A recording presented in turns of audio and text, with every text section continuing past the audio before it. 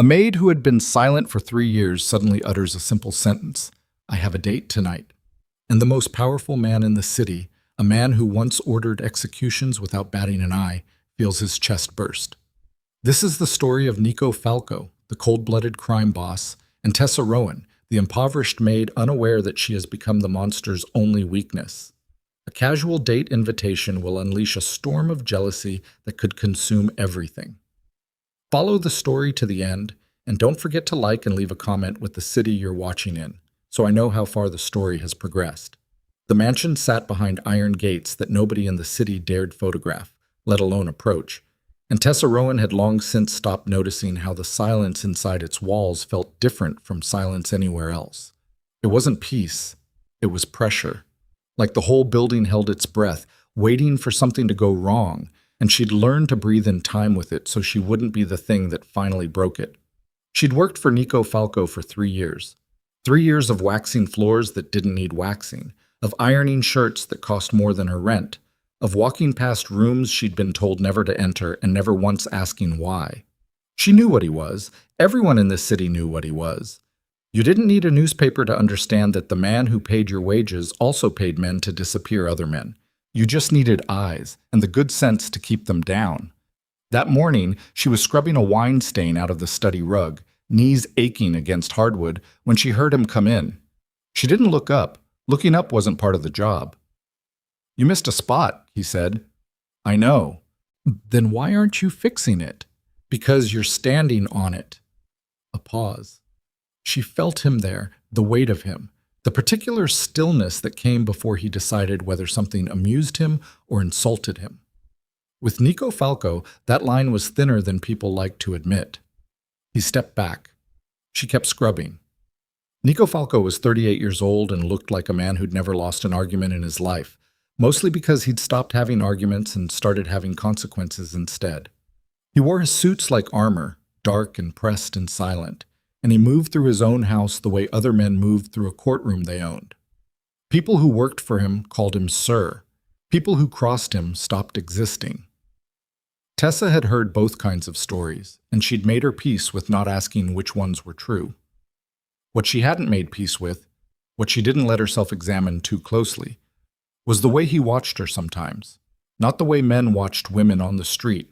Nothing so simple or so easily dismissed. It was quieter than that, heavier, like he was cataloging her, filing her away somewhere he didn't let anyone else see. She told herself it was nothing. She told herself a lot of things. "You're working in here all afternoon?" he asked. "Until 4. "Why 4? She sat back on her heels, wiping her hands on her apron, and looked up at him for the first time since he'd walked in.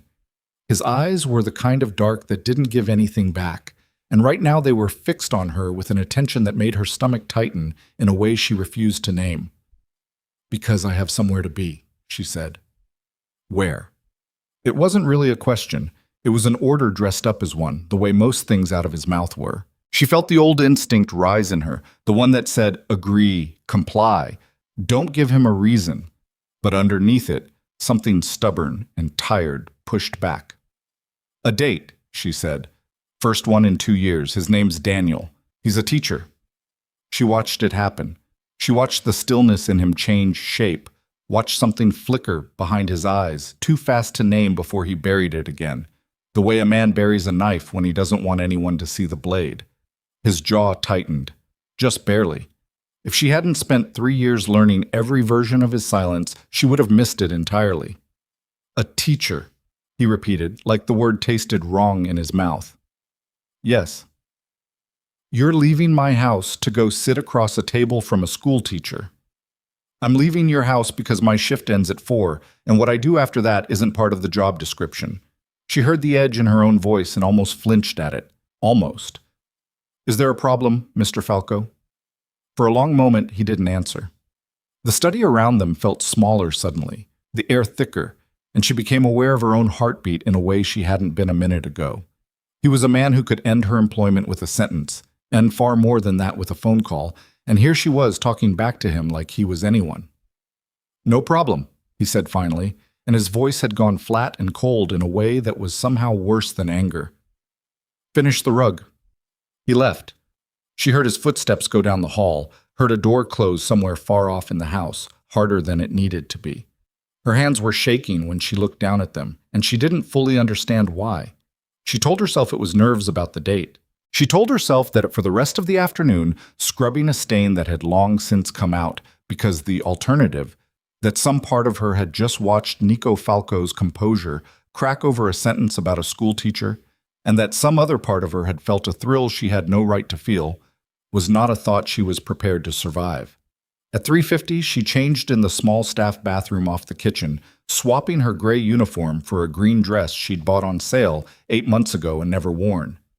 She looked at herself in the cracked mirror and barely recognized the woman looking back. Cheeks flushed, hair down for once instead of pinned back, eyes bright with something that wasn't just nerves. She hadn't let herself want anything in a long time. Wanting things in this house felt dangerous. She didn't see Nico again before she left. She told herself that was a relief. The restaurant was small, warm, the kind of place with candles and old wine bottles and a menu that didn't try too hard. Daniel was already there when she arrived, standing when she walked in, pulling out her chair before she could do it herself. He had an easy smile and soft hands, and he asked her questions like he actually wanted the answers. What she liked to read, whether she had family in the city, what she did when she wasn't working. Simple questions, human ones. Nobody had asked her things like that in longer than she wanted to admit. "You seem like you're somewhere else," Daniel said, maybe 40 minutes in after she'd laughed a beat too late at something he'd said. "Sorry, long week. Tell me about it. What do you do?" She hesitated. She always hesitated here. The way you hesitate before stepping onto ice you're not sure will hold. "I work in private service for a family." Sounds intense. "You have no idea," she said, and meant it more than he could possibly understand. It was a good date. Daniel was kind, attentive, unthreatening in every way that mattered, the kind of man her mother would have approved of, the kind of life Tessa had once imagined for herself before circumstances narrowed her world down to one address and one employer and one set of rules she'd stopped questioning because questioning them cost more than she could afford. She should have felt happy. She did feel happy, in a small, careful way, the way you feel warmth through a window instead of standing in the sun. But underneath it, something kept scratching at the back of her mind. A feeling she couldn't shake, like the air around her had a weight to it that didn't belong to the restaurant, didn't belong to Daniel's easy conversation or the candlelight or the wine she'd barely touched. She caught herself glancing toward the window twice, 3 times, for no reason she could explain. The 4th time she saw him. Across the street, half swallowed by shadow between 2 street lamps, stood a black car she recognized down to the scuff on its rear bumper. And leaning against it, arms crossed, dark coat against the night, was Nico Falco. Not hiding exactly, because a man like him didn't know how to make himself small, but not announcing himself either. Just watching. Just standing there in the cold with his eyes fixed on the restaurant window, like he had every right in the world to be there. Her stomach dropped. "Tessa?" Daniel's voice, gentle, concerned. "You okay?" You went white. "I'm fine," she said, too fast, and forced her eyes back to him, back to his kind, ordinary face, back to the ordinary life sitting across the table from her, like something she could still reach out and take. "Sorry, I thought I saw someone I knew." She didn't look at the window again. She didn't have to. She could feel him out there, the way you feel a storm coming before the sky changes color. That same pressure behind her ribs, that same held breath she knew from 3 years of mopping his floors and reading his silences. He was out there in the cold, watching her laugh at another man's jokes, watching another man pour her wine and ask about her favorite books. And she understood with a clarity that frightened her exactly what kind of man did that. Not a man checking on an employee. Not a man with idle curiosity. A man unraveling. The rest of the date passed in a blur she'd be hard-pressed to recall later.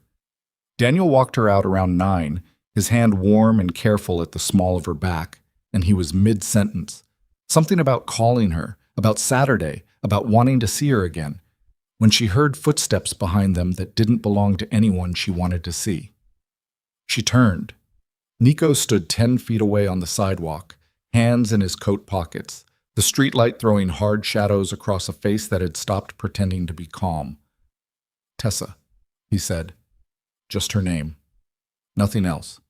But the way he said it, low, rough, scraped raw at the edges, told her everything she needed to know about how long he'd been standing out here in the dark and what it had cost him to stay quiet this long.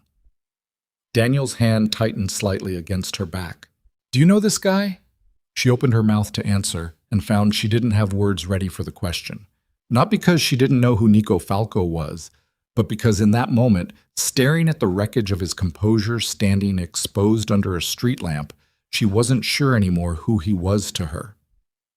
Employer. Something else. Something that had been building in the spaces between them for 3 years that she'd refused to look at directly, the way you don't look at the sun. Nico's eyes never left her face. "We need to talk." "Not now," she said, and her voice came out steadier than she felt. "Not like this. Now." One word, the same flat, dangerous tone she'd heard in the study that afternoon, except now there was no rug to scrub, no chore to hide behind, nothing standing between them but 8 feet of cold sidewalk and 3 years of silence that had clearly just run out of road. Daniel looked between them, confusion sliding toward something more wary. "Tessa, what's going on?"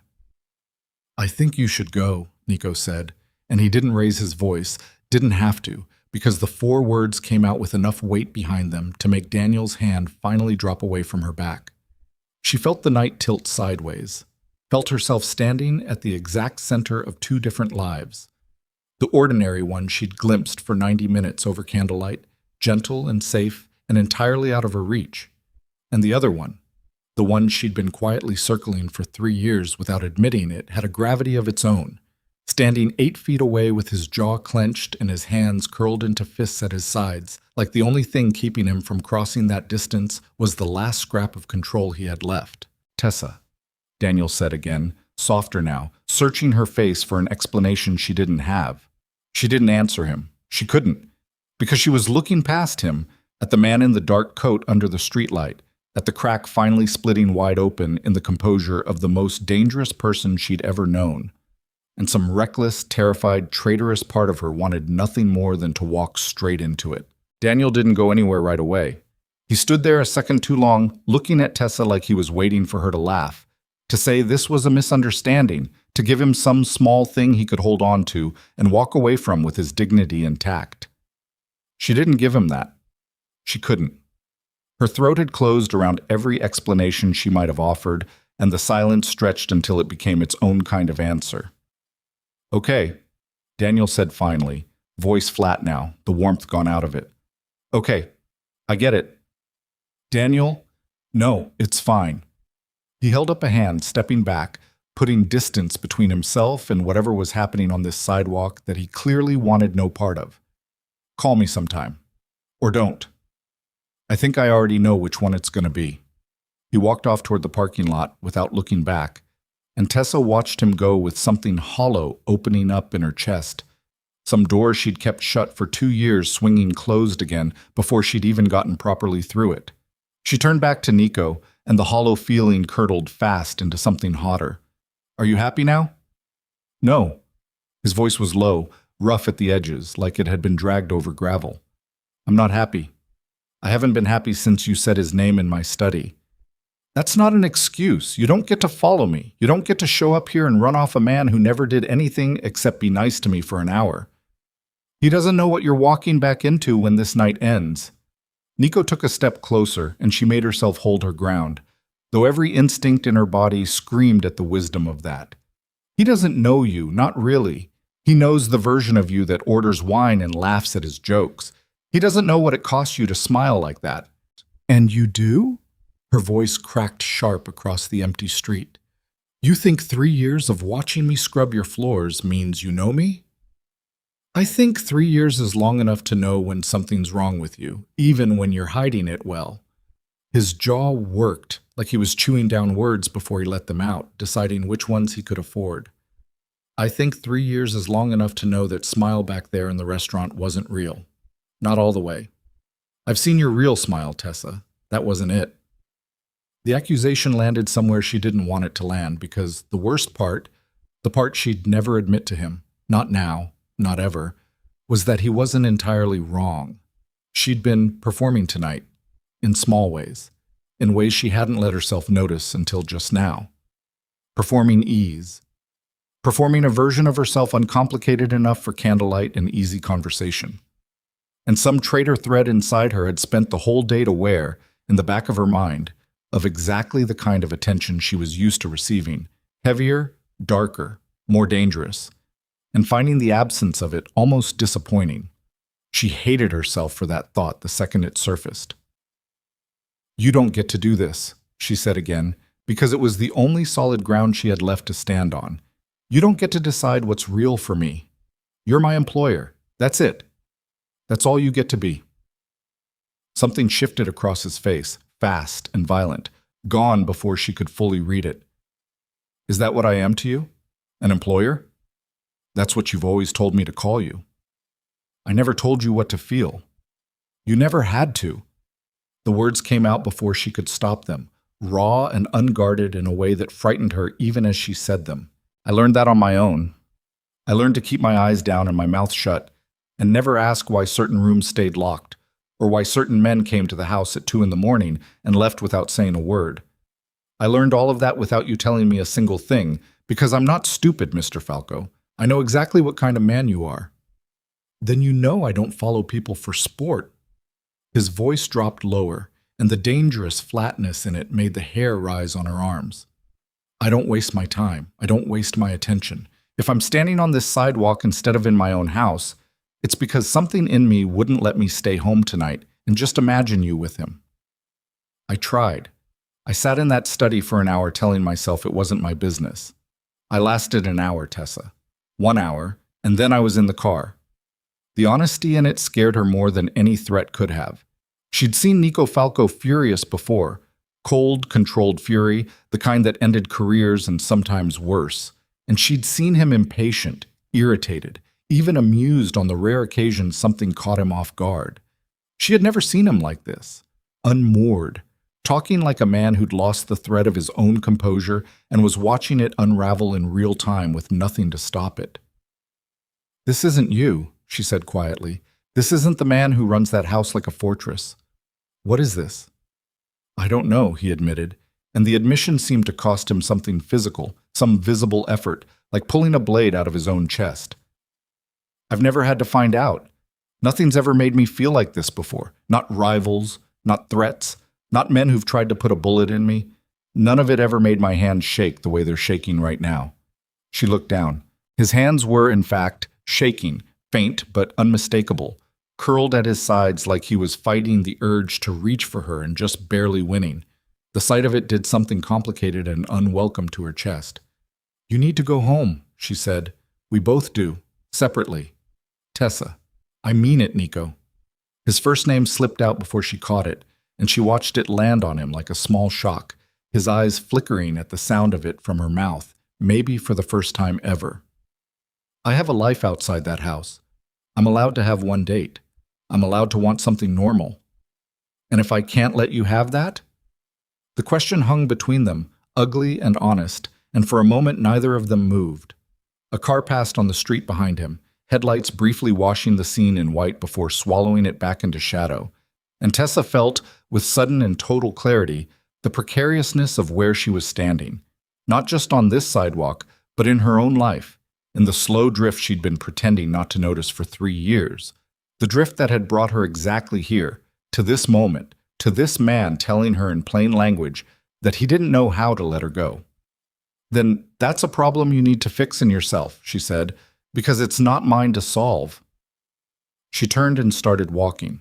She didn't know where, away, just away, toward the bus stop 2 blocks down that she usually avoided this late at night, because the lighting was bad and the wait was long. But right now, anything was better than standing under that street lamp with him a moment longer. She made it maybe 20 feet before she heard him behind her. "I had him checked out." She stopped, didn't turn around right away. "What?" "Daniel, I had him checked out this morning, before you ever left the house." Nico's voice was closer now, low, almost ashamed, though shame sat strangely on a man like him. I know where he teaches. I know he's been divorced once. I know he pays his rent on time and he's never been arrested and he donates to a literacy program twice a year. I know more about him than you probably learned tonight over dinner. She spun around, and whatever composure she'd been holding on to finally cracked clean through. You had him investigated? Like I'm some asset you needed to protect? Like he's a threat to your operation? I needed to know he wasn't going to hurt you. That's not your job! Her voice rose, sharp in the empty street, echoing off brick storefronts with their shutters down for the night. That has never been your job. You're the man who pays me to clean your house, Nico. You are not my father. You are not my brother. You are not anything that gives you the right to run background checks on a man I had one date with. I know what I am to you on paper. He closed the distance between them in 3 long strides, and she didn't step back this time, too furious to remember she should be afraid. I know exactly what the paper says. Employer, employee. I've read that contract more times than you'd believe, looking for some clause that would let me feel less insane about all of this, and there isn't one. There's nothing in that paperwork that explains why I can't sleep some nights because I can hear you moving around the kitchen 2 floors down. There's nothing in it that explains why I started having my driver take the long way to the market just so I'd get an extra 10 minutes of you in the car telling me about your day. You think I don't know how that sounds? You think I haven't told myself 100 times that I need to stop? She stood frozen, breath coming fast, the cold night air burning faintly in her lungs. She hadn't known about the driver, hadn't known about any of it, not really, though some buried part of her, the part that noticed things she didn't let herself examine, had clocked small oddities over the months and filed them away without naming them. The extra minutes in the car, the way certain tasks always seemed to need her specifically, even when other staff were available, the way he lingered in doorways sometimes, a beat too long, before finding some excuse to leave. "Why are you telling me this now?" she asked, quieter. "Because you almost let another man buy you wine tonight while I stood outside in the cold like a coward, and I realized I'd rather you hate me for telling the truth than keep losing you in pieces to men who don't even know what they're holding." The words hit something in her chest that she didn't have a name for, something that wasn't quite fear and wasn't quite the thing fear usually masked. She thought of 3 years of careful distance, of every door she'd kept shut between them out of self-preservation, out of the basic survival instinct that told her getting close to a man like Nico Falco was the kind of mistake you didn't walk away from clean. She thought of all the nights she'd told herself the way he looked at her was nothing, was imagination, was the kind of thing lonely women invented to make their lives feel less small. "You don't get to say things like that to me," she said, but the conviction had gone out of her voice, replaced by something unsteady. "You don't get to just unload all of that on a sidewalk and expect me to know what to do with it. I'm not expecting anything." His voice had gone rough again, stripped down to something almost gentle, which was somehow more unsettling than his anger had been. "I'm done expecting things from you, Tessa. I just couldn't keep lying to both of us anymore." A long silence stretched between them. Somewhere down the block a door opened and closed, a burst of laughter from some late-night bar spilling out and fading again. Tessa became aware of how cold she was, how her arms had wrapped around herself sometime in the last few minutes without her noticing, how exposed she felt standing here with the truth of 3 years finally sitting out in the open air between them, where neither of them could pretend not to see it. "I need to go home," she said. "I'll drive you." "No." She said it fast, too fast, and saw it land on him like a blow. "Not tonight. I need to think. Alone." He didn't argue, which surprised her more than if he had. He just nodded once, jaw tight, hands sliding back into his coat pockets like he needed somewhere to put them that wasn't reaching for her. "Okay." She turned and walked toward the bus stop, and this time he let her go, though she could feel his eyes on her back the entire 2 blocks, a physical weight between her shoulder blades that didn't lift until she'd turned the corner and put a building between them. The bus came 12 minutes later, nearly empty, fluorescent lights buzzing overhead, and Tessa sat near the back with her forehead against the cold window glass, watching the city slide by in smears of orange streetlight. Her hands wouldn't stop trembling. She told herself it was the cold. She knew it wasn't. She didn't go back to the mansion that night. She had a small apartment of her own, cramped and cheap, 3 bus transfers from Nico's estate. The kind of place she'd chosen specifically because it put real distance between her work and the rest of her life. She'd needed that distance once. She wondered now, lying awake on top of her covers still in the green dress, staring at a water stain on the ceiling shaped vaguely like a bird, whether the distance had ever really existed at all, or whether she'd just been telling herself a comforting story about boundaries that Nico Falco had quietly been erasing for years without her noticing. She thought about the driver taking the long way. She thought about extra minutes in the car. She thought about the way his composure had shattered over a single sentence in his study that afternoon, the way his hands had shaken under a street lamp 2 hours ago, the way he'd said, "I'm done expecting things from you," like a man setting down a weight he'd been carrying so long it had become part of his shape. She thought about Daniel's kind, ordinary face and felt almost nothing. That frightened her more than anything Nico had said all night. She didn't sleep much. When her alarm went off at 6, she lay there a long moment staring at the ceiling, running through the calculation she always ran before a shift. What needed doing, what could wait, how to get through 8 hours without giving anyone in that house a single thing to comment on. Today the calculation felt different. Today she didn't know what version of herself she was supposed to bring through those gates. She almost didn't go. She thought about calling in sick, about putting an ocean of silence between herself and the conversation that was clearly waiting for her on the other side of those iron gates.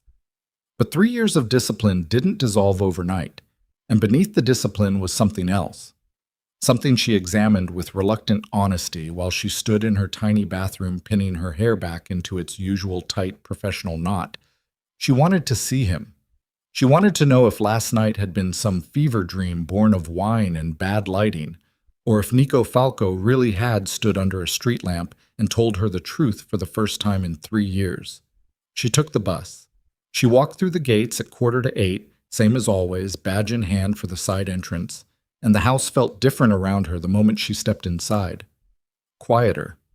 Like it knew something had shifted and was waiting to see what she'd do about it. Marguerite, the housekeeper who'd trained her years ago, and who missed very little, caught her in the kitchen hallway with a look that lingered a beat too long. "You look like you didn't sleep," Marguerite said. "Long night." Marguerite's eyes flicked toward the staircase, toward the upper floor where Nico's private study sat behind its heavy door, and something knowing passed across her weathered face. "He's been up there since 5, hasn't eaten. Told Renzo he wasn't to be disturbed unless it was you." Tessa's stomach dropped. "Me, specifically?" His exact words. Marguerite went back to the bread she was kneading, not looking up again, though her voice carried a warning underneath its casual tone. "Whatever happened last night, girl, you'd best decide quick which way you're going to jump. Men like him don't sit in limbo long, and women who make them wait too long usually regret it." Tessa didn't answer.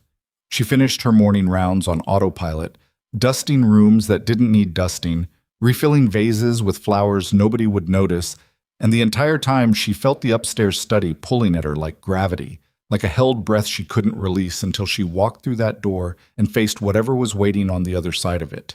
She made it until 10 before she gave in. She climbed the stairs slowly, her heartbeat loud in her own ears, and stood outside the study door for a long moment before she made herself knock. There was a pause, long enough that she almost turned away, before his voice came through, low and rough. "Come in." She pushed the door open. Nico stood at the window with his back to her, jacket off, sleeves rolled to the forearm, a glass of something amber and untouched sitting on the desk behind him. He didn't turn around right away. When he finally did, the look on his face stopped her cold.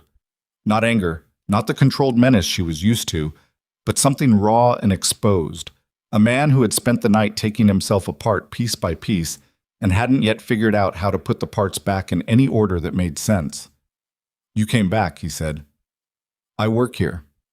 "That's not what I'm asking." She closed the door behind her, some instinct telling her this conversation needed walls around it, needed privacy thick enough that whatever happened next couldn't bleed out into the hallway where Marguerite or Renzo or anyone else might catch a piece of it. "I don't know what I'm doing here," she admitted. "I told myself all night I wasn't going to come up these stairs. I told myself a dozen times this morning that whatever happened on that sidewalk, it ends there. And then I climbed the stairs anyway. Why? I don't know. Tessa. I said I don't know. The words came out sharper than she meant. Frustration and exhaustion and 3 years of carefully buried feeling all crowding up at once behind her ribs. Don't push me on something I can't even explain to myself. I've spent the whole night and most of this morning trying to figure out if last night actually happened the way I remember it, or if I imagined half of it because some lonely part of me wanted it to be real. It was real. He crossed the room toward her, slow, deliberate, the way you'd approach something easily spooked. Every word of it. I meant everything I said. That's the problem. Her voice dropped, unsteady now, all the anger draining out of it, and leaving something more frightening behind. Because if you meant it, if any of that was real, then I don't know how I walk back downstairs and put my uniform back on, and scrub your floors like nothing happened. I don't know how to go back to being invisible to you, Nico. Not after last night. Then don't. The 2 words landed between them with the weight of an avalanche starting. She felt the floor of her careful, controlled life tilt under her feet, felt every boundary she'd spent 3 years constructing groan under pressure it had never been built to withstand. What are you saying? He stopped less than a foot from her now, close enough that she could see the exhaustion carved into the lines around his eyes, close enough to feel the heat coming off him in the cool air of the study. I'm saying I don't want you scrubbing my floors anymore. I'm saying I don't want you to be invisible to me or to anyone. I'm saying I spent 3 years convincing myself I could keep this buried, and last night it stopped being possible, and I don't know how to go back to pretending after that. I don't think you do either. You don't know that. Don't I?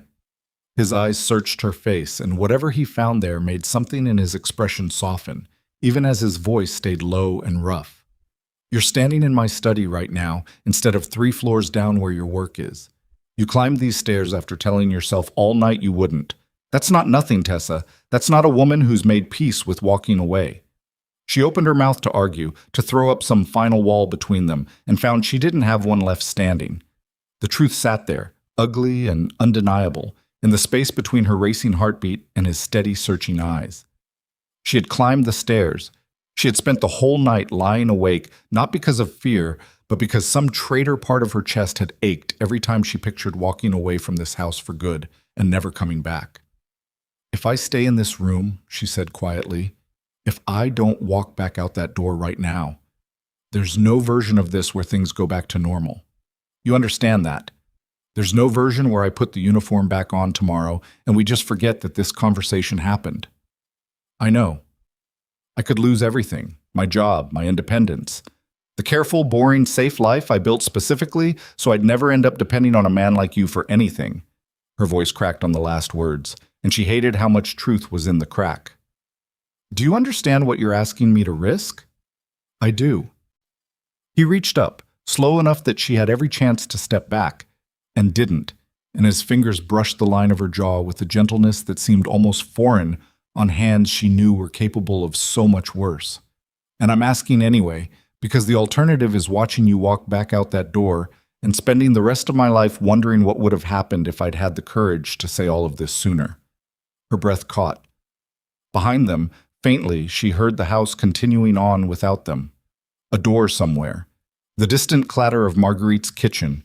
The ordinary sounds of a life she had built her entire existence around protecting.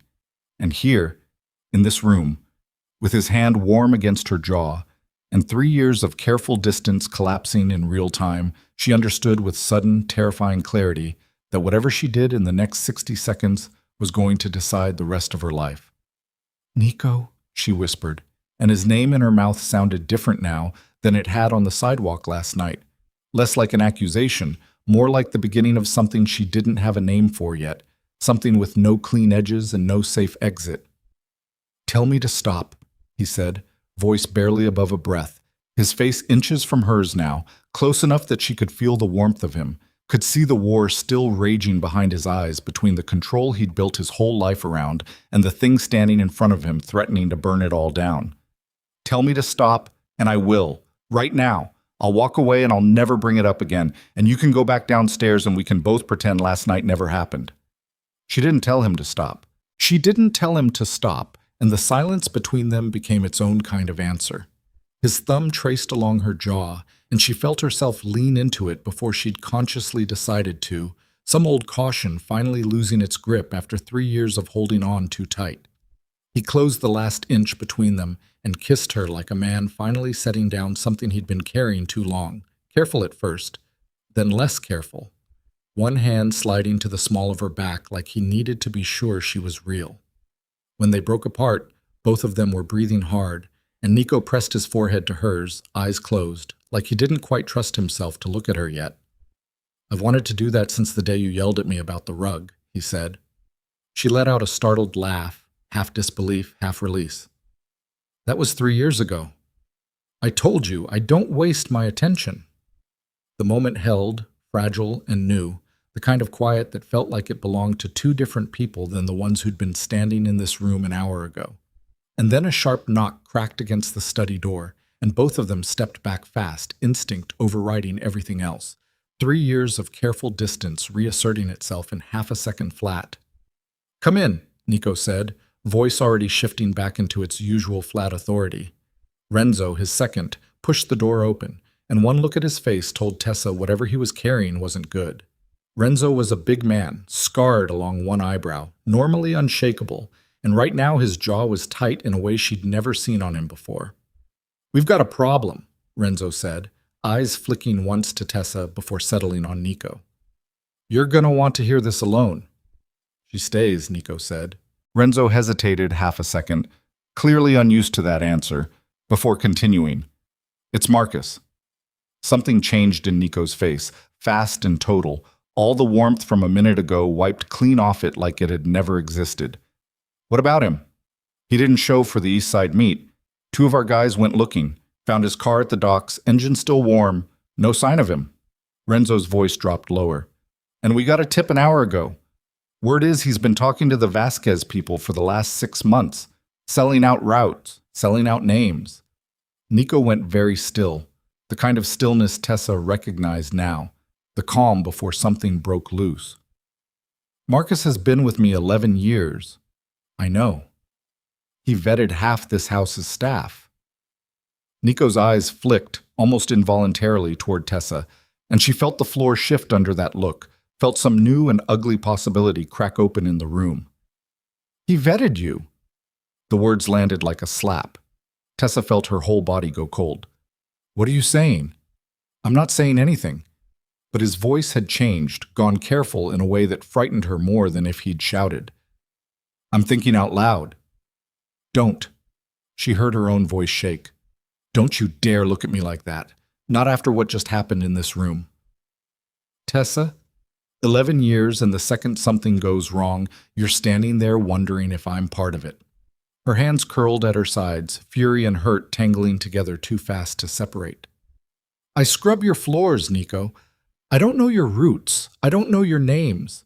I know which rug stain and which windows stick in the cold." Renzo cleared his throat, clearly uncomfortable being caught in the middle of it. "Boss, there's more." Marcus's last call before he went dark. It was a 6-minute conversation with a number we traced back to a burner. Burner's been pinging off a tower 2 blocks from your east wall for the past month. The room went very quiet. Tessa watched understanding move across Nico's face like weather and felt sick when she realized what it meant a half second before he said it out loud. "Someone inside the house," Nico said. "Looks that way. Get me the staff roster, everyone with East Wing access for the last 6 weeks. Nico's voice had gone hard, flat. The voice of the man Tessa had spent 3 years fearing without quite letting herself believe the fear was warranted. He didn't look at her when he said it, and somehow that was worse than if he had. "You think it's someone in this house," Tessa said slowly. "You think it's me." "I didn't say that." "You didn't have to." She felt something crack inside her chest, something that had only just finished opening 10 minutes ago, slamming shut again so fast it hurt. 10 minutes ago, you had your hand on my face telling me you'd wanted to kiss me for 3 years. Now there's a leak in your organization, and suddenly I'm a suspect. It's not personal, it's protocol. It's personal to me. The words tore out of her, raw and furious. 3 years of careful composure finally giving way under the weight of everything that had happened in the last 18 hours. I just lost a date. Lost my composure. Lost what was left of the wall I'd built around myself for 3 years. All for you. And the first hard thing that happens, you're already calculating whether I betrayed you. Nico's jaw worked, and for a moment something genuinely pained moved behind his eyes. I have to ask the question. Everyone gets asked the question. That's how we've stayed alive this long. Then ask it. She squared her shoulders, chin lifting, refusing to let the tremor in her hands show in her voice. Ask me directly. Did I sell you out, Nico? Did I give Marcus anything ever in 3 years of cleaning toilets and ironing shirts? Ask me. Did you? No. The word came out flat, hard, absolute.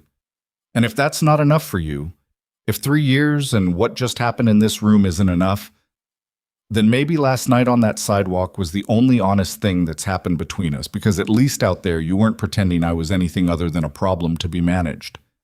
Renzo, still standing awkwardly in the doorway, cleared his throat again. Boss. Roster. Get it, Nico said, eyes still on Tessa. And get eyes on every exterior camera for the last 6 weeks, cross-reference with East Wing access logs. Renzo left. The door clicked shut, and the silence that followed was nothing like the silence from before, warm and fragile and full of unspoken promise. This silence was jagged, full of things neither of them knew how to say. I have to run this down, Nico said finally.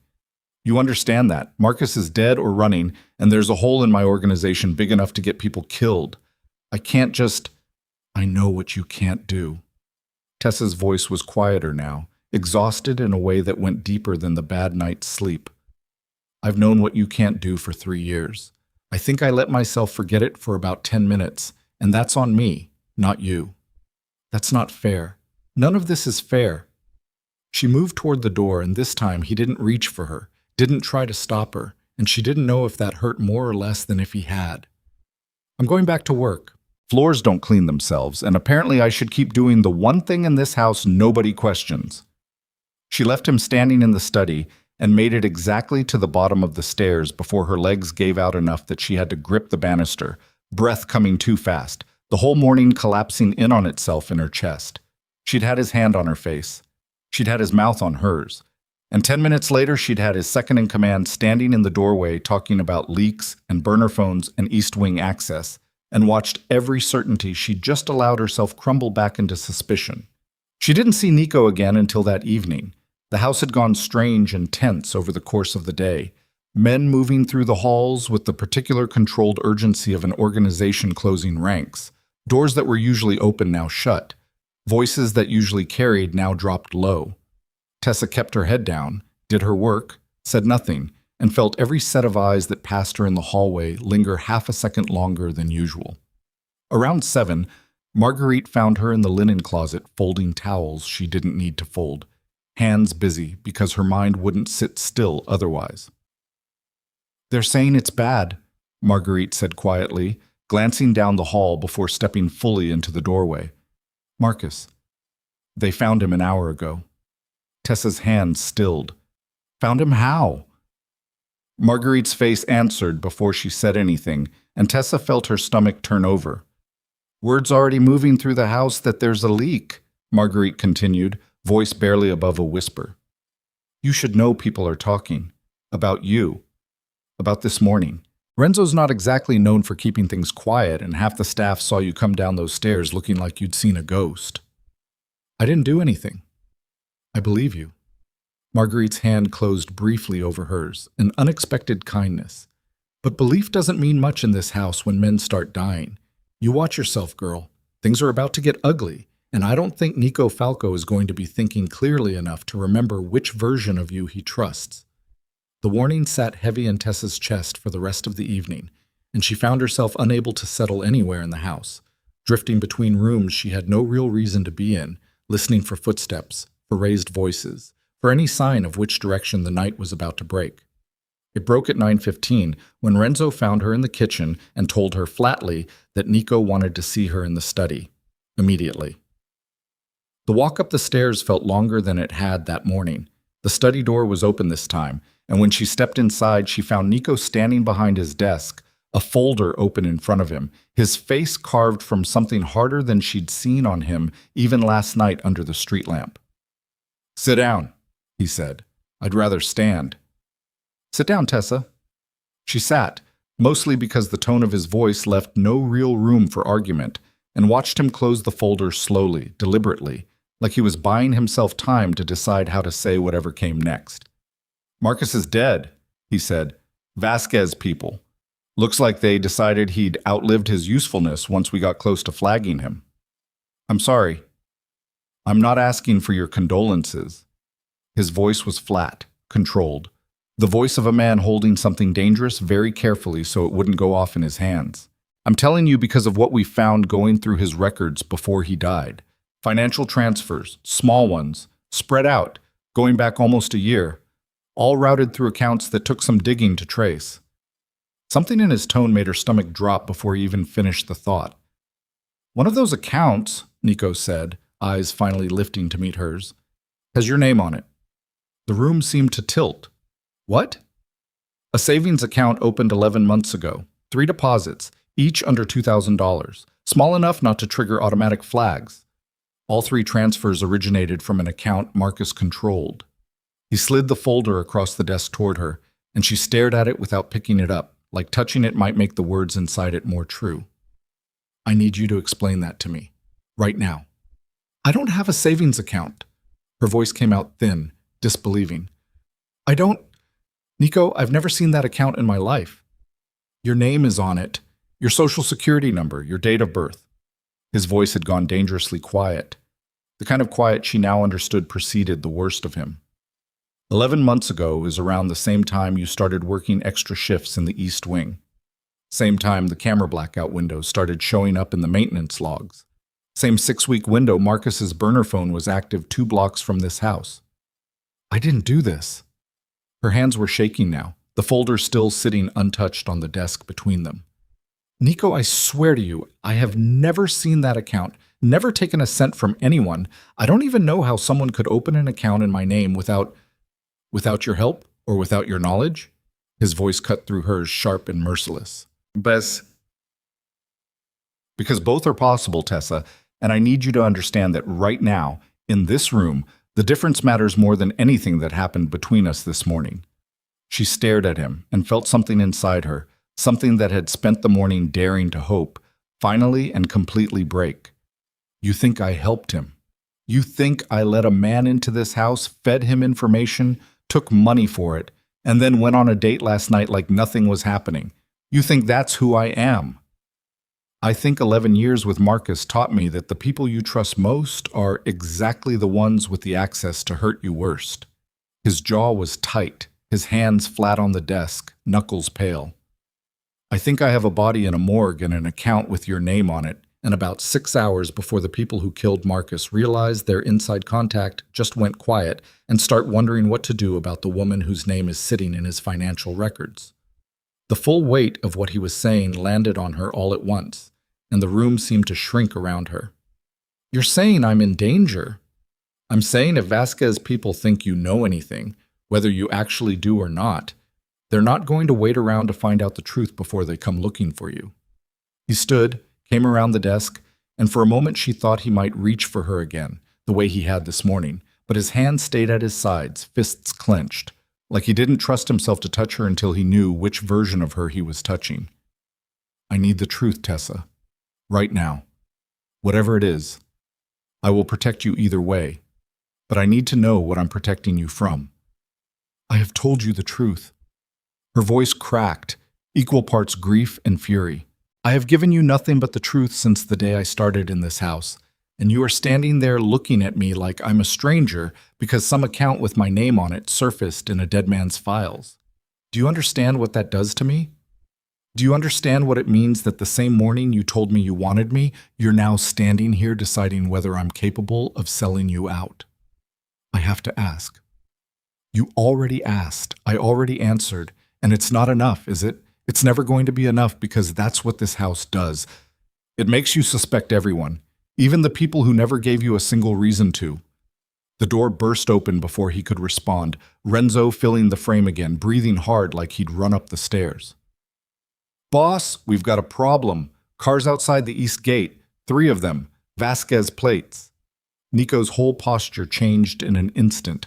The personal crisis between them shoved aside by something far more immediate and far more lethal. How many men? Counted at least 6, maybe more in the second car. They're not trying to hide it. Renzo's eyes flicked to Tessa, something grim passing across his scarred face. And boss, they're asking for her by name. Asking for her by name. Nico's voice had dropped to something Tessa had never heard from him before. A register so low and so controlled it scared her worse than shouting would have. Say that again. Frontman called through the gate intercom. Said they want the maid. Said her name. Tessa Rowan. Renzo's hand had already drifted to the gun at his hip, an old habit surfacing fast. Said if we hand her over clean, nobody else has to get hurt tonight. The room went very still. Tessa felt her own pulse slamming in her throat, in her wrists, everywhere at once, and underneath the fear something colder settled in. The sudden, sick understanding that whatever Marcus had done, whoever had put her name on that account, it hadn't been an accident. It had been a setup. A name borrowed to point a gun in a direction that wasn't the real target. They think I know something, she said, hearing her own voice come out thin and strange. They think I'm the connection. Doesn't matter what they think. Nico was already moving, crossing the study in 3 strides, pulling a drawer open at the side of the desk hard enough that it nearly came off its rails. It matters that 6 armed men are sitting outside my gate with your name in their mouths, and I am not handing you to anyone. Nico, not up for discussion. He pulled a handgun from the drawer, checked it with the fast, practiced economy of a man who'd done this 1,000 times before, and looked up at Renzo. Get the house locked down. Everyone off the ground floor, east wing sealed, staff into the safe room under the kitchen. Now. Renzo was already moving, voice rising as he barked orders down the hallway, and the house around them erupted into controlled chaos. Footsteps pounding, doors slamming, somewhere a woman's voice, maybe Marguerite's, calling names and herding people toward the stairs. Tessa stood frozen in the middle of it, the folder with her name on a dead man's account still sitting open on the desk, the weight of the last 24 hours pressing down on her chest until she could barely breathe. I need you to listen to me. Nico was in front of her now, gun tucked into his waistband, both hands gripping her shoulders, eyes burning into hers with an intensity that cut straight through her panic. Whatever happens in the next 10 minutes, you do not leave my side. You do not go near a window. You do not try to be brave and slip out some back door to spare anyone. Do you understand me? I understand. Her voice shook. Nico, if they think I'm the leak, they're wrong. His hands tightened on her shoulders, grounding her, grounding himself.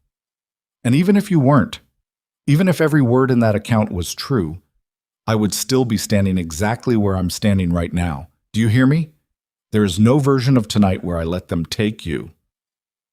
The sound of an engine, low and aggressive, rumbled somewhere beyond the east wall, and a second later the intercom by the main door crackled to life, a voice flat and bored coming through the static. Falco, we know you're in there. We know the maid's in there too. This doesn't have to get messy. Send her out, we walk away, everybody keeps breathing. Nico crossed to the intercom panel without letting go of Tessa's hand, dragging her with him, and pressed the button with his thumb. You're outside my gate asking me to hand over a member of my staff based on a setup your own people built. You think I'm that stupid? A pause, then a laugh, short and humorless. Setup or not, Falco, your boy Marcus is in a drainage ditch and the only loose end left standing is her. We don't care about the truth. We care about closing the file. You want to die for a maid? That's your business. Come through that gate, Nico said, voice gone glacial, and find out exactly how much I'm willing to die for.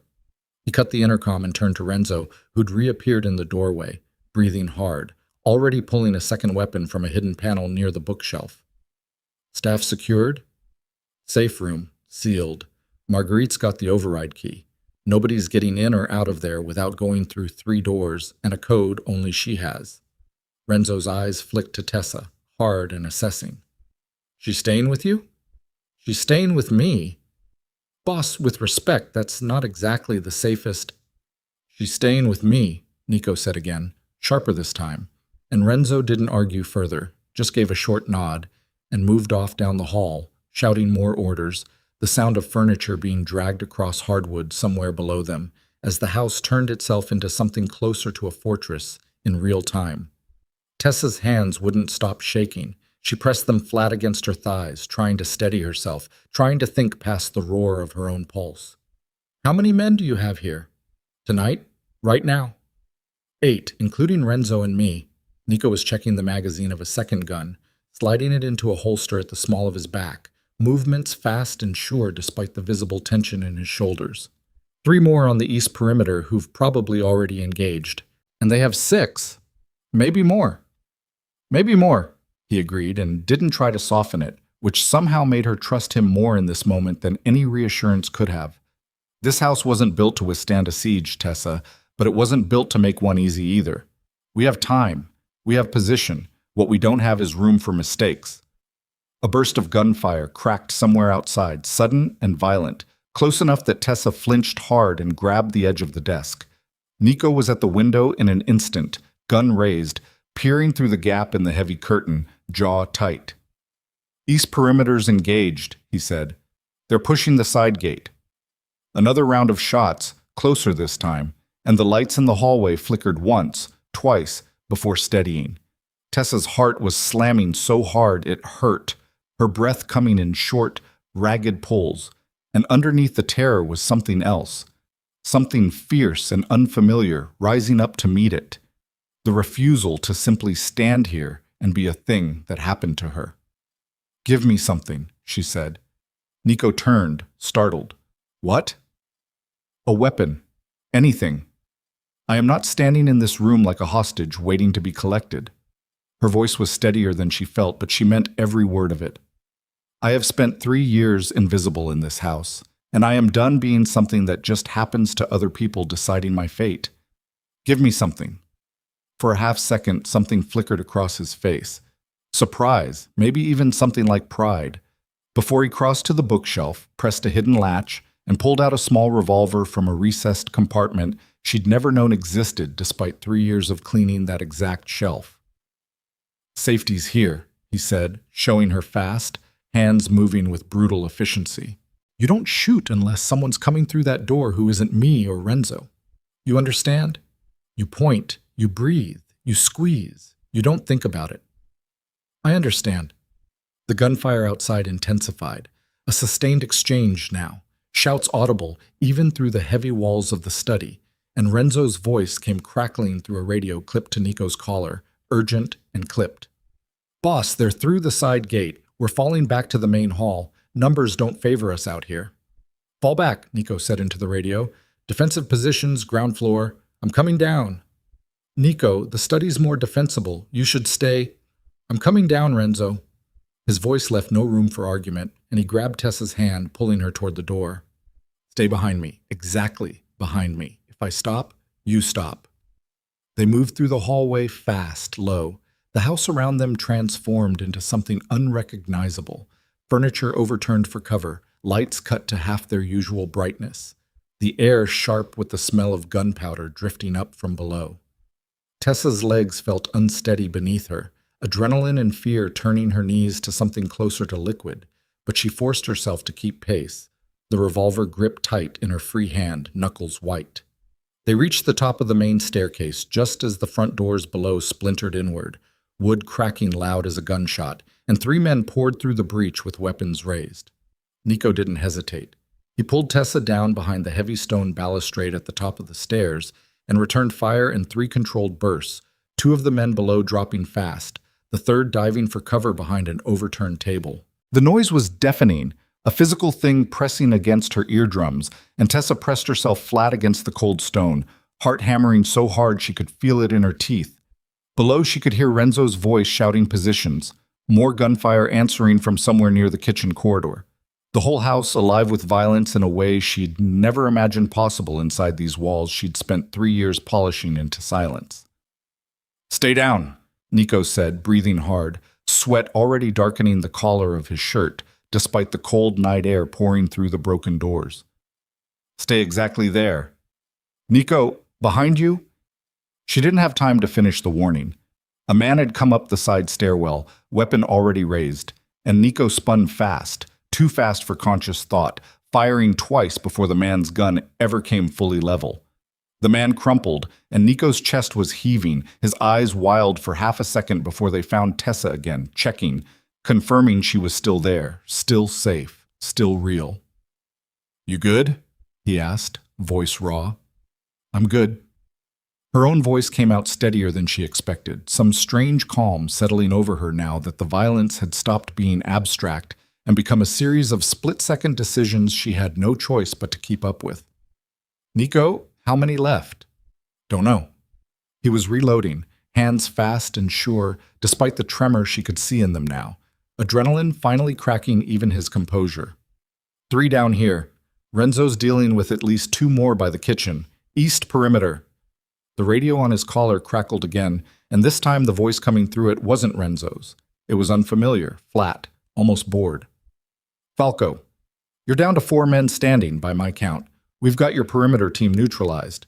This doesn't have to keep going. Send the girl down. We're gone in 5 minutes." Nico's jaw clenched so hard Tessa heard it. He grabbed the radio off his collar.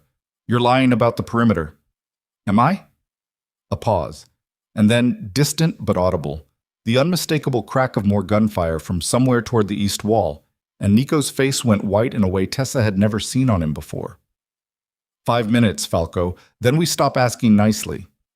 The radio went silent. Nico stood frozen for a half-second, calculation racing visibly behind his eyes, and Tessa watched something shift in him. Not panic, but something colder and more final, a man doing math on how many people he could afford to lose tonight, and not liking any of the answers. "They're trying to draw you out," she said quietly. "If they had the numbers to actually take this house, they wouldn't be negotiating. They'd already be inside." He looked at her, something sharpening in his expression. "Maybe. Or maybe they've got enough to make this very expensive, even if they can't win it clean." "What's the play?" "The play is, I go down there and end this myself, before anyone else in this house bleeds for a setup that was never about loyalty in the first place."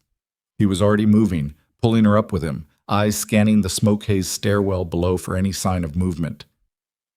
"Marcus didn't put your name on that account by accident, Tessa. Somebody wanted exactly this. Wanted me distracted, wanted my house torn apart from outside, while everyone inside questioned everyone else. I am done playing the part they wrote for me." "Then let me help you finish it." He turned to look at her fully then, gun still raised, breath still ragged, sweat and gunpowder smoke stinging both their eyes, and something passed across his face that wasn't quite a smile, but came close, something fierce and grateful and terrified all at once. "Stay on my 6, he said. "We move to the kitchen corridor, regroup with Renzo, and we end this before they pull whatever they've got left out of the bag." They moved together down the smoke-thick hallway, footsteps fast and low, the sounds of the fight ahead growing louder with every step. And just as they reached the corner that opened into the kitchen wing, a new voice cut through the chaos, one that stopped Tessa cold in a way no gunfire had managed. "Nico!" A man's voice, familiar, rough, coming from somewhere just beyond the smoke. "Long time." Nico's whole body went rigid beside her. "That's not possible." A figure stepped out of the haze near the kitchen entrance, weapon lowered but not holstered, face emerging slowly into the dim emergency lighting. A face Tessa didn't recognize, but one that clearly hit Nico like a physical blow, draining something vital out of him in the space of a single breath. "You look like you're seeing a corpse," the man said, almost amused, stepping closer, flanked by 2 more armed men who'd materialized out of the smoke behind him. "You're supposed to be dead," Nico said, voice barely above a whisper, the gun in his hand wavering for the first time all night. "I buried you myself." The man standing in the smoke smiled like he had all the time in the world, and Tessa felt Nico's arm come across her chest, pushing her back half a step, a gesture so instinctive it barely registered as conscious thought. 8 years, the man said. "You'd think a man would say something better than, 'You're supposed to be dead.' But I guess that's about right, coming from you." "Lucian," Nico said the name like it cost him something to form the syllables. "I watched you go into the ground." "You watched a casket go into the ground. There's a difference if you ever bother to check what's actually inside one. Lucian's eyes slid past Nico, settling on Tessa with an interest that made her skin crawl. So this is her, the maid. Marcus described you, but he undersold it. You're the one who put her name on that account, Nico said. It wasn't a question. I'm the one who built that account 11 months ago, yes. Long before Marcus ever started skimming for the Vasquez people, which, for the record, he did entirely on his own initiative. Greed's a wonderfully reliable thing to exploit in a desperate man. I just gave his betrayal somewhere useful to point. Lucian took another step forward, unhurried, his men fanning out slightly behind him, weapons low but ready. I needed a name that would make you stupid, Nico. Make you doubt the one person in that house you'd actually started to care about. A man distracted by suspicion misses things, misses approaches, misses old debts walking back through his front door. Tessa felt the pieces slide into place with sickening clarity. None of it had been about her at all. Not really. She'd been a lever, a pressure point someone had identified and pressed because it was the fastest way to make Nico Falco, a man who didn't make mistakes, finally make one. What do you want? Nico said, voice gone low and lethal. What I've wanted for 8 years. You took something from me before you put me in that grave you think you watched fill up. I want it back, and I want you to understand exactly what it cost you to take it in the first place. Lucian's gaze flicked to Tessa again, lingering, deliberate. Starting with her. I think that's a fitting place to start, actually. Poetic. Nico's whole body went rigid beside Tessa, and she felt, rather than saw, the decision settle into him. The absolute, immovable refusal that radiated off him like heat. You're not touching her. I don't think that's your call to make anymore. Lucian raised his weapon slightly, almost casual. You've got 2 men left standing in this house, Nico. I checked on my way in. Your second's bleeding out by the kitchen door, still breathing, still fighting, not for long. Your east perimeter is gone. It's just you, her, and the math doesn't favor you. Tessa's stomach dropped at the words Renzo's bleeding out, and beside her she felt Nico absorb the information like a blow he refused to let show on his face, filing it away to deal with later, the way a man does when later is the only thing keeping him moving forward. Then it's just me, Nico said, which means whatever happens next, it happens to me first. You'll have to go through me to get anywhere near her, and I promise you, Lucian, 8 years hasn't made me slower. It's made me meaner. Lucian laughed, short and humorless. You always did have a flair for the dramatic right before things went badly for you. What happened next happened too fast for Tessa to fully process in the moment, only in fragments she'd piece together later, lying awake trying to make sense of how 30 seconds could hold so much. Nico moved first, shoving her hard sideways into the shelter of the kitchen doorway, even as he fired, and the hallway exploded into noise and smoke and chaos, muzzle flashes lighting the dark in violent, stuttering bursts. She hit the floor hard, pain blooming across her shoulder, and scrambled backward against the doorframe, revolver gripped in both shaking hands, every instinct screaming at her to run, and every part of her that had spent the last day learning what she was actually made of, refusing to leave him out there alone.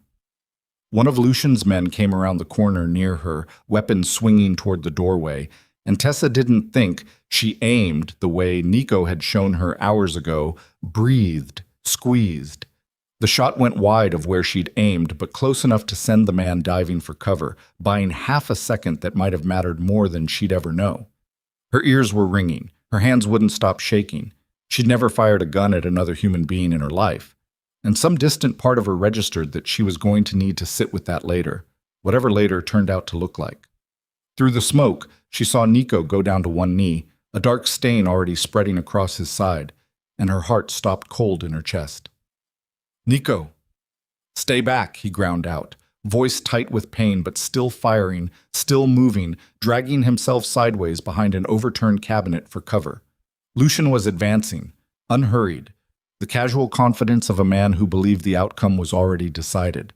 Tessa didn't stay back. She came around the doorframe low, revolver raised, and put herself between Lucian's advancing line and the cabinet where Nico had gone to ground, hands trembling so badly she could barely keep the sights level, but standing there anyway because the alternative Watching from a doorway while he bled out alone wasn't something she was built to do, not anymore.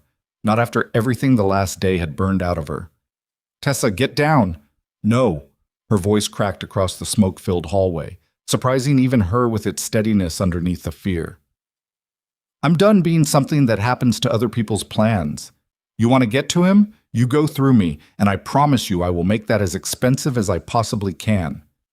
Lucian paused, something almost like respect flickering across his face before it hardened back into contempt. Touching, truly. "Marcus said you were just the maid." "Marcus was wrong about a lot of things," she said. "That's probably why he's dead." It was the distraction Nico needed.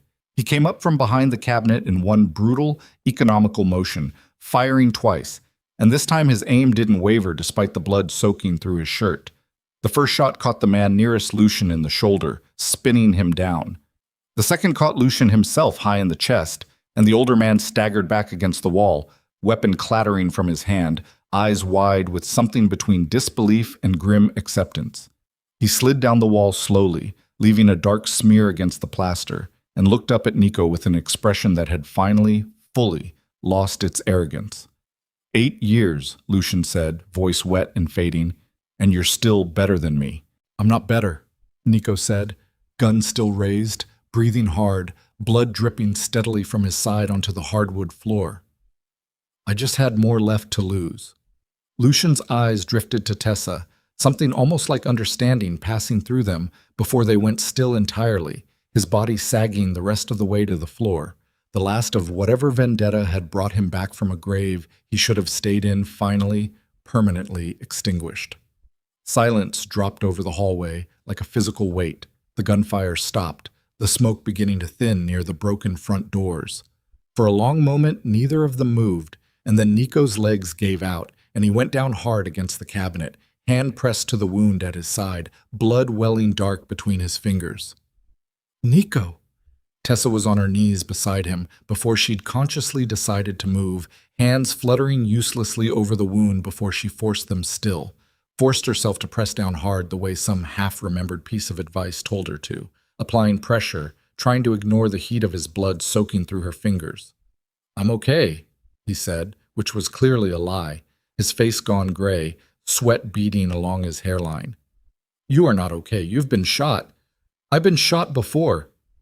He managed something that might have been meant as a reassuring smile and came out closer to a grimace.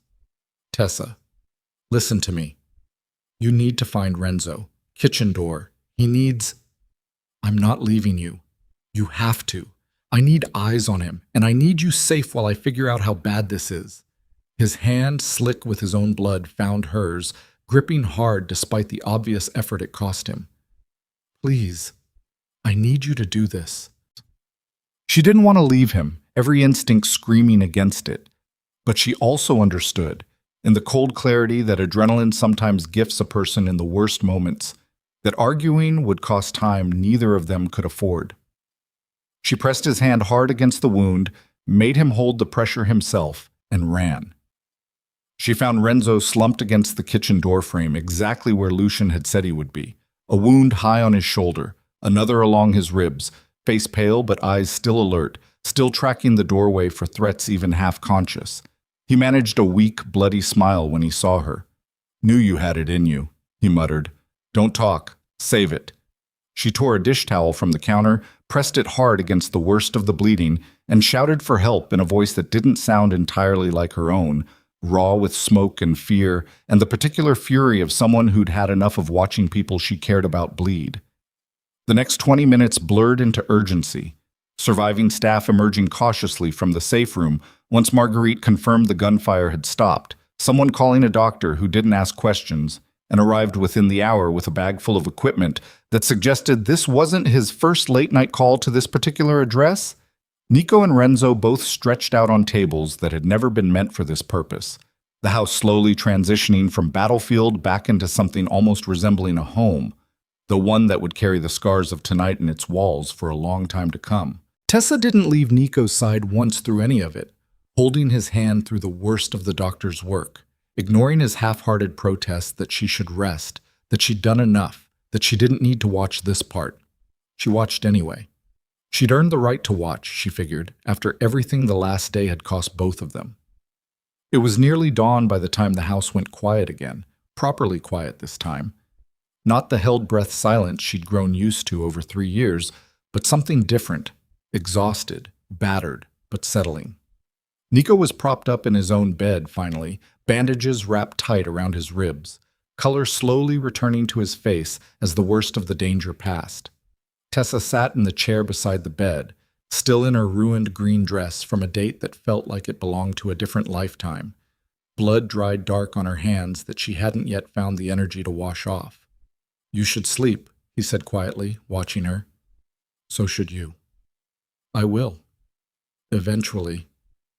He shifted, wincing, and reached for her hand, the same gesture from the hallway hours ago, except gentler now, less urgent, more like a man simply needing to confirm she was still there. "Tessa, what you did tonight, don't." She felt her throat tighten. "Don't make it a bigger thing than it was. I was scared out of my mind. I still am. It's a bigger thing than you're letting it be." His thumb traced slow circles against the back of her hand. "You stood between me and a man with a gun. You didn't have to do that. After everything I put you through yesterday, the suspicion, the accusations, dragging you into a war that should never have touched you at all, you still chose to stand there." "I chose to stand there because the alternative was losing you," she said simply, the words coming easier now than they had any right to, stripped of all the careful distance she'd spent 3 years maintaining. "And I realized somewhere in the middle of all that gunfire that I wasn't willing to find out what that would feel like." He was quiet for a moment, studying her face with an intensity that made her want to look away, and didn't, not anymore, not after everything. "I need you to know something," he said finally, "about the account, about this morning before everything went wrong.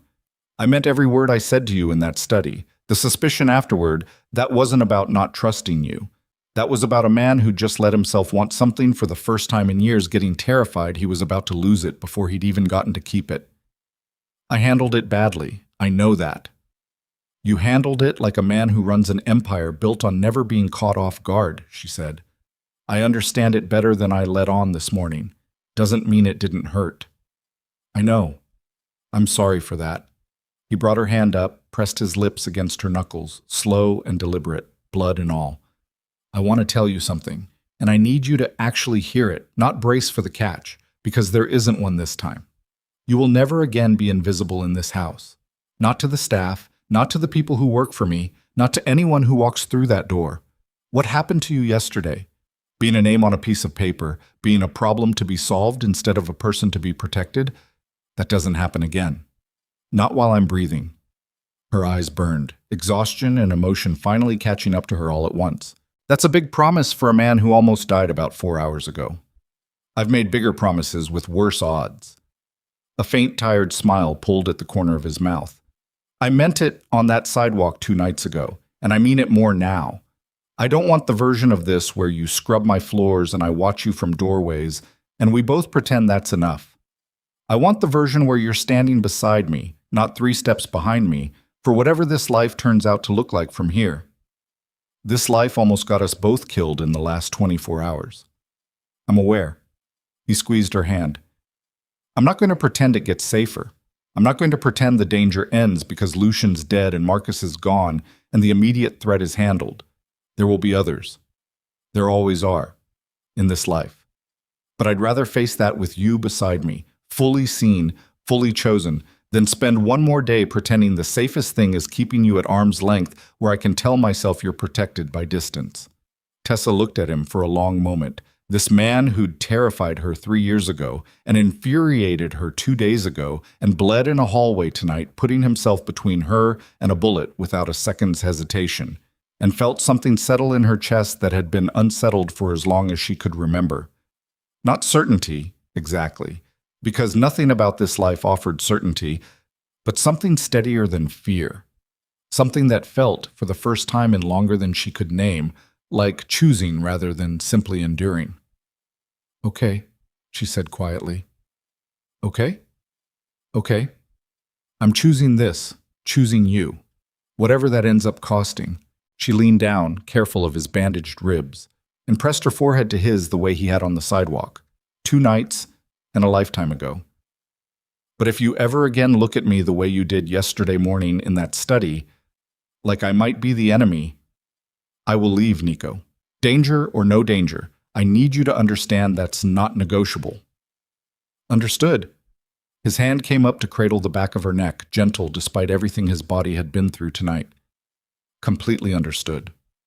Their kiss this time was slower than the one in the study, less desperate, less like 2 people grabbing at something before it could be taken away, and more like 2 people finally arriving somewhere they'd been circling for 3 long years without admitting it. Outside, the first gray light of dawn was creeping over the estate walls, washing the bullet-pocked hallway downstairs in a soft, forgiving light that made the wreckage look almost peaceful, almost survivable. In the weeks that followed, the house changed in ways both visible and quiet. The bullet holes got patched, the broken doors replaced. Renzo recovered slowly and grumbled the entire time about being benched from active duty during his convalescence. Marguerite, who missed very little, started addressing Tessa differently around the staff, not as the maid anymore, but simply by name, with a respect that the rest of the household quickly learned to follow without anyone needing to explain why. Tessa never went back to scrubbing floors. She told herself in the early days that the choice wasn't really about status or comfort, that it was something stranger and more fundamental. The simple, dizzying fact of being seen, fully and without apology, by a man who'd once watched her from doorways too afraid of his own feelings to say a single honest word. She spent her days differently now, learning the parts of Nico's world he was willing to show her, choosing, slowly, how much of it she wanted to carry alongside him. It wasn't a safe life. He'd been honest about that, and she never let herself forget it.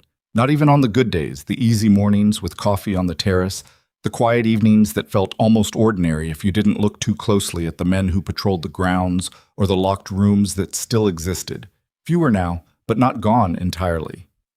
But it was an honest one, finally, stripped down to something true after 3 years of careful silence and one impossible night that had broken everything open between them. Sometimes, late at night, she'd find Nico standing at the study window, the same spot he'd been standing in the morning. Everything started to unravel, and she'd come stand beside him without a word, and he'd reach for her hand without looking, like the gesture had become as natural as breathing. They didn't talk about Lucian much, or Marcus, or the account with her name on it that had nearly cost them both everything. Some things, she'd learned, didn't need revisiting once they'd been survived. What mattered was what came after. The choosing, repeated quietly every single day, 2 people who'd found each other through fire and decided, against every reasonable instinct, to stay.